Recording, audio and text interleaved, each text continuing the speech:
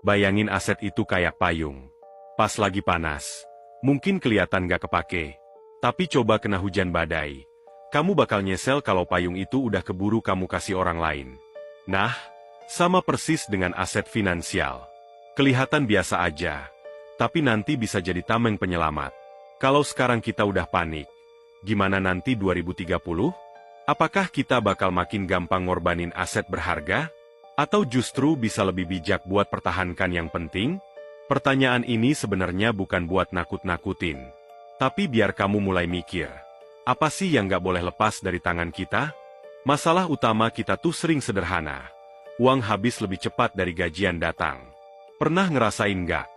Tanggal tua rasanya kayak naik roller coaster tanpa sabuk pengaman? Dompet tipis, saldo e-wallet tinggal serpihan, dan tagihan numpuk di layar HP. Kalau udah gitu, pikiran pertama, apa yang bisa dijual ya biar cepat dapat duit. Banyak orang akhirnya lepas aset berharga. Padahal, itu kayak ngejual pondasi rumah demi beli cat dinding. Bagus kelihatannya, tapi lama-lama roboh juga. Masalahnya, dampak dari keputusan instan kayak gini nggak kelihatan langsung. Tapi pelan-pelan bikin hidup makin susah. Contoh nyata, ada keluarga kecil di kampung. Mereka punya sebidang tanah warisan. Karena butuh uang mendadak, tanah itu dijual. Uangnya habis buat kebutuhan sehari-hari, tanpa sisa. Beberapa tahun kemudian, harga tanah di situ naik berkali-kali lipat. Tapi apa daya, aset itu udah pindah tangan. Atau lihat anak muda di kota besar. Punya emas sedikit-sedikit, dikumpulin dari kerjaan part-time. Pas pandemi kemarin, panik karena PHK, emas dijual semua. Hasilnya cuma bertahan sebentar. Begitu ekonomi pulih, dia mulai dari nol lagi. Sekarang waktunya bahas, aset apa sih yang wajib banget kita pertahankan saat krisis?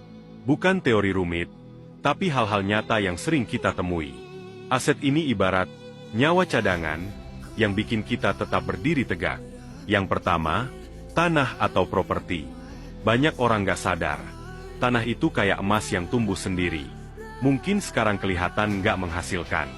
Tapi coba tunggu beberapa tahun, nilainya hampir selalu naik. Kalau kamu punya sebidang tanah kecil, tahan dulu. Jangan tergoda uang cepat. Bayangin tanah itu kayak bibit pohon mangga. Kamu tanam, awalnya kosong, cuma butuh dirawat. Tapi nanti bisa berbuah terus-menerus. Kalau kamu tebang sekarang, ya selesai sudah. Makanya, tanah jangan dijual sembarangan. Lanjut, emas atau logam mulia. Ini aset klasik, tapi ampuh. Waktu krisis, uang bisa kehilangan nilai. Tapi emas, justru makin dicari. Kalau kamu punya emas, jangan buru-buru jual. Mending simpan buat jaga-jaga. Coba ingat pas pandemi kemarin. Harga emas sempat melambung tinggi. Orang yang simpan emas tenang-tenang aja. Sementara yang buru-buru jual di awal, nyesel karena udah habis duluan. Jadi emas itu ibarat pelampung di tengah laut. Kecil bentuknya, tapi bisa nyelamatin nyawa. Selanjutnya, skill atau keahlian pribadi. Ini aset yang gak bisa dicuri orang. Kamu punya kemampuan desain, coding, jualan, atau bikin konten? Pertahankan, upgrade, dan kembangkan. Karena di saat semua orang kehilangan aset fisik, skill bisa jadi senjata bertahan hidup. Bayangin, punya skill itu kayak punya kotak alat serbaguna. Mau keadaan apapun, kamu bisa pakai buat nyari peluang. Prinsip yang tampak sederhana, tapi jadi fondasi utama kekayaan orang Tionghoa. Kebiasaan pertama adalah hidup di bawah kemampuan. Ini bukan cuma soal hemat, tapi soal memilih gaya hidup yang tidak melebihi penghasilan. Orang Tionghoa punya filosofi, kalau kamu baru mampu makan sederhana, ya makanlah sederhana. Gak perlu gengsi, gak perlu tampil mewah.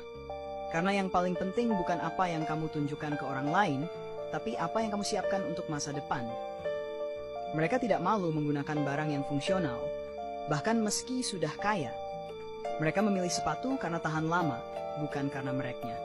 Mereka naik kendaraan yang efisien, bukan untuk pamer status. Sementara banyak orang berpenghasilan sedang tapi memaksakan hidup mewah, orang Tionghoa justru menekan gaya hidup dan menyisakan ruang finansial yang besar untuk tabungan dan investasi. Dan inilah yang membawa kita ke kebiasaan kedua, menabung secara agresif. bukan 10%, bukan 20%, tapi bisa 30-60% dari penghasilan mereka disisihkan untuk ditabung atau diinvestasikan. Buat mereka, menabung bukan sesuatu yang dilakukan kalau ada sisa. Menabung adalah prioritas, bahkan sebelum membayar hal-hal lain.